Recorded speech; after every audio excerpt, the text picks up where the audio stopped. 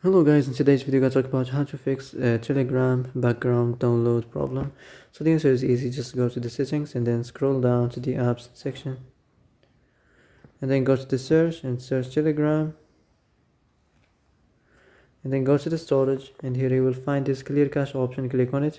Now you can go check it if it worked, and if it didn't you can try to restart your phone or turn the Wi-Fi off and on or the Bluetooth off and on. Also you can try to clear data, but be careful. If you clear data, all the Telegram's data will be deleted. This includes all files, the settings, the accounts, the databases, and also the chats and the media and the messages. All of them will be deleted, so be careful if you want to clear your data.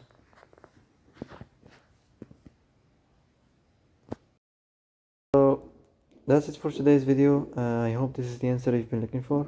If you like this video, don't forget to like and subscribe, and see you in the next video.